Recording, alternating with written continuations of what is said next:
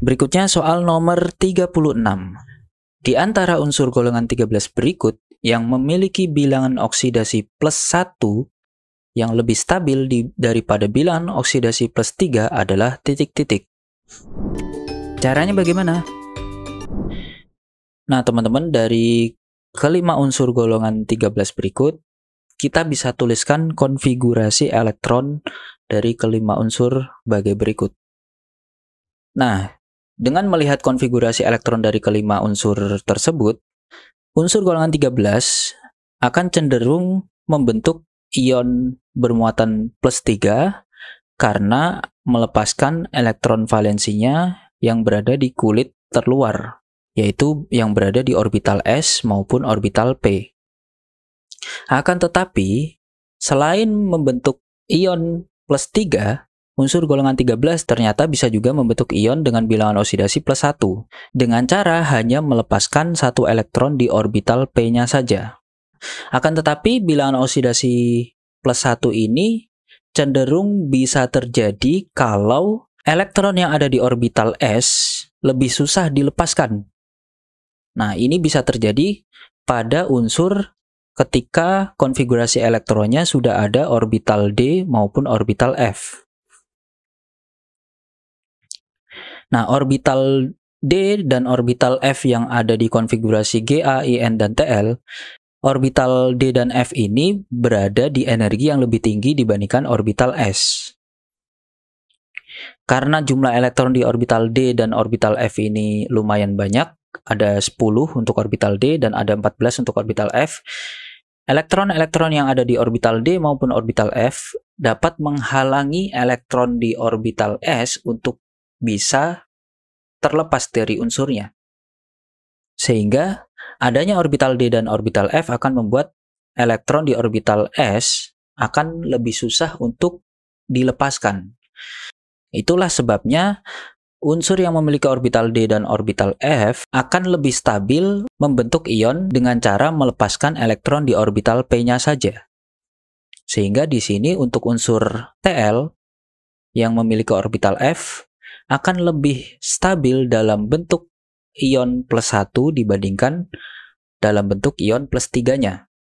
Karena cukup melepaskan satu elektron di orbital 6p-nya saja. Hal ini disebabkan untuk melepas elektron di orbital 6s sangatlah susah karena terhalang oleh elektron-elektron yang ada di orbital 4f maupun 5d. Sehingga Tl akan lebih stabil berada pada bilangan oksidasi plus 1 dibandingkan bilangan oksidasi plus 3. Maka jawaban yang tepat untuk soal nomor 36 ini yaitu yang E. Unsur yang lebih stabil berada pada bilangan oksidasi plus 1 dibandingkan plus 3 untuk unsur golongan 13 yaitu unsur Tl. Sangat mudah bukan? Nah, itu pembahasan soal nomor 36. Berikutnya soal nomor 37.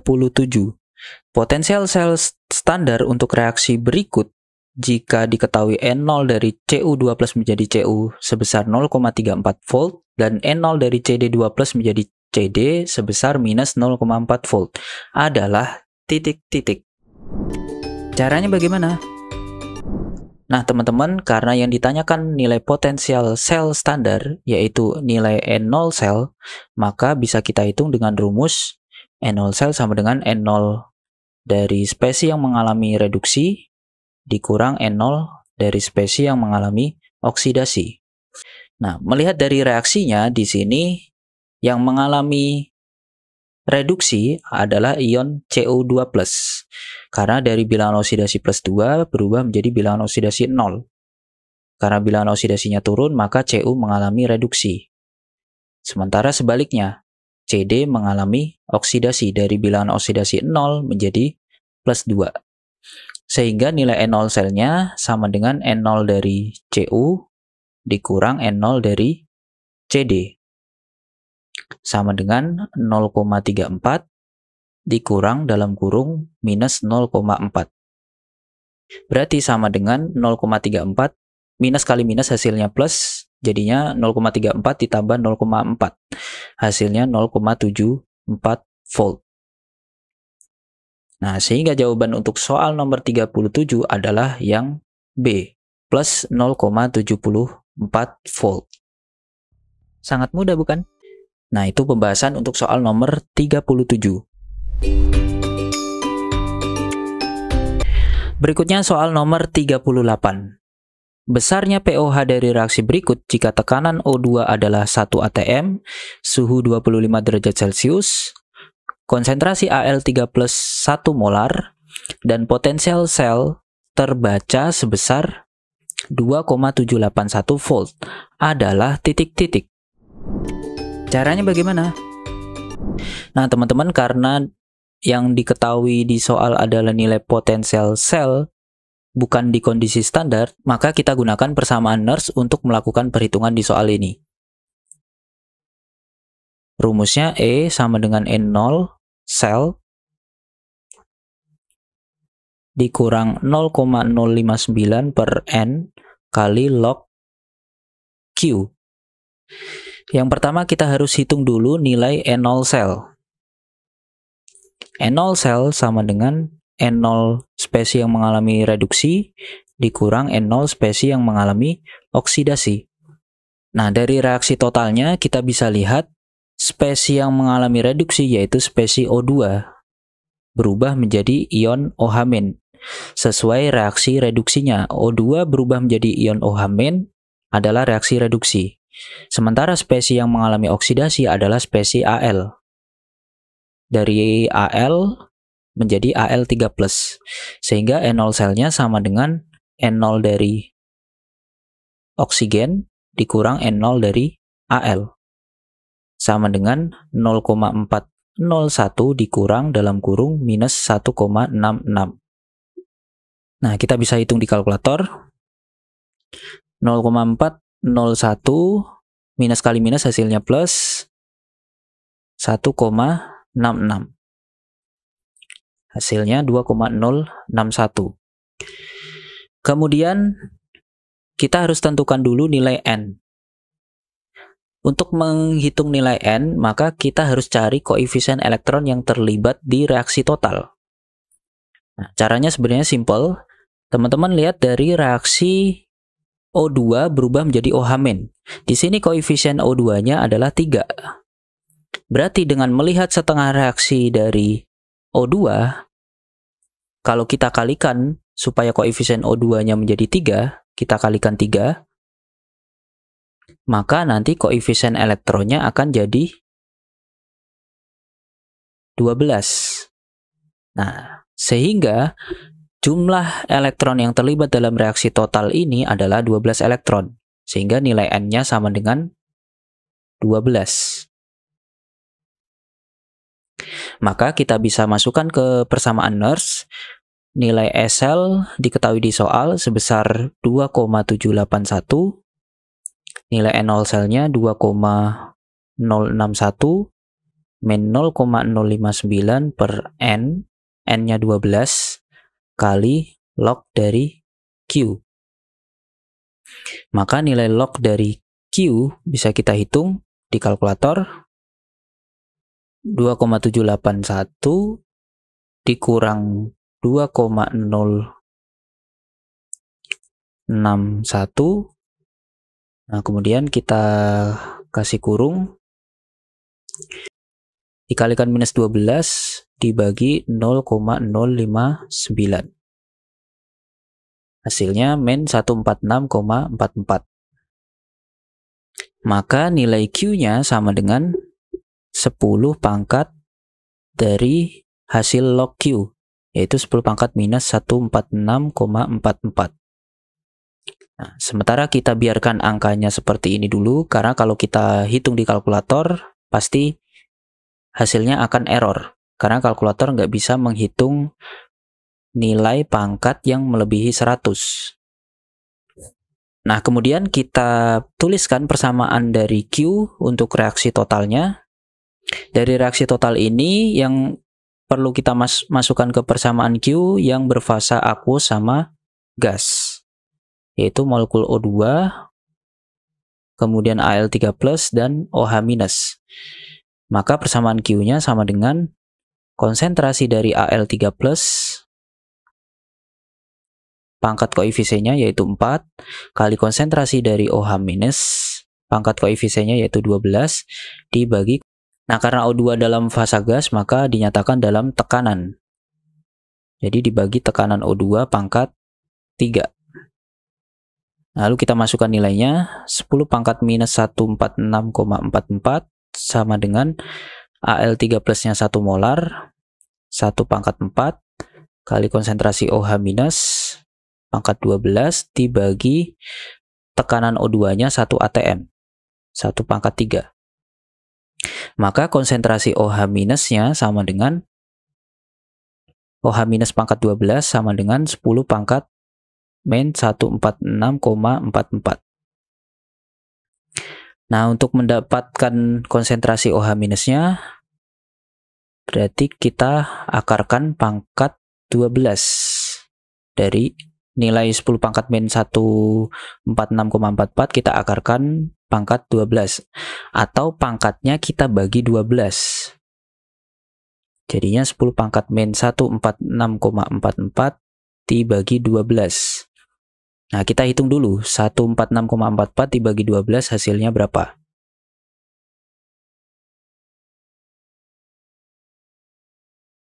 Hasilnya 12,203. Berarti sama dengan 10 pangkat minus 12,203. Nah, ini konsentrasi dari OH-. Maka nilai POH-nya sama dengan min log dari 10 pangkat minus 12,203. Nah, hasilnya bisa langsung dari nilai pangkatnya, yaitu 12,203. Nah, sehingga jawaban yang paling mendekati untuk soal nomor 38 ini adalah yang A, 12,18. Sangat mudah, bukan? Nah, itu pembahasan untuk soal nomor 38. Jika teman-teman ada yang mau ditanyakan, silakan bisa ditanyakan di kolom komentar. Berikutnya soal nomor 39. Arus listrik sebesar 1,26 ampere dilewatkan pada suatu sel elektrolisis yang mengandung larutan asam sulfat selama 7,44 jam. Volume dari gas H2 yang dihasilkan pada keadaan STP adalah titik-titik. Caranya bagaimana? Nah, teman-teman, karena yang dielektrolisis itu larutan, maka sesuai aturan penentuan reaksi di elektrolisis larutan, jika larutannya larutan asam sulfat H2SO4 dengan kation berupa ion H+, maka yang tereduksi di katoda adalah ion H+-nya. Kemudian untuk anoda, karena ionnya berupa SO4 2-, termasuk anion dari asam oksi, maka yang teroksidasi di anoda bukan SO4 2-, melainkan molekul H2O. Nah, sehingga kita bisa tuliskan reaksinya, reaksi di katoda, yaitu reduksi H+ menghasilkan gas H2. Kemudian reaksi di anoda, yaitu reaksi oksidasi H2O. H2O ketika teroksidasi akan menghasilkan gas O2 dan dihasilkan ion H+ dan juga elektron.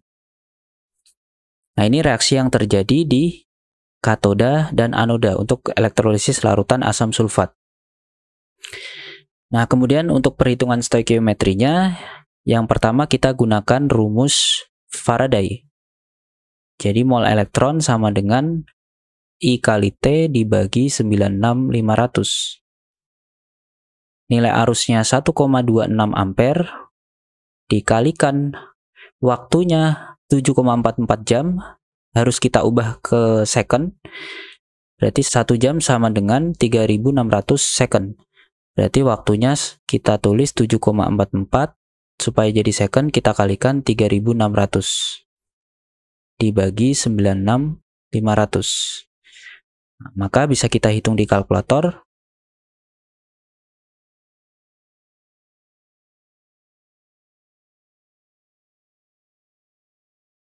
Hasilnya 0,35 kalau kita bulatkan. Mol. Nah, kemudian karena yang ditanyakan volume gas H2, maka kita harus hitung dulu mol dari H2. Sesuai dengan perbandingan koefisien di reaksi yang ada di katoda, koefisien elektron itu 2, koefisien H2 itu 1. Maka mol dari H2 sama dengan setengah dari mol elektron. Berarti sama dengan 0,35 dibagi 2. Sama dengan 0,175. Nah, kemudian baru kita hitung volume H2 pada kondisi STP. Volume suatu gas pada kondisi STP bisa kita hitung sama dengan 22,4 kali nilai molnya. Maka sama dengan 22,4 kali 0,175. Nah, kita bisa hitung di kalkulator.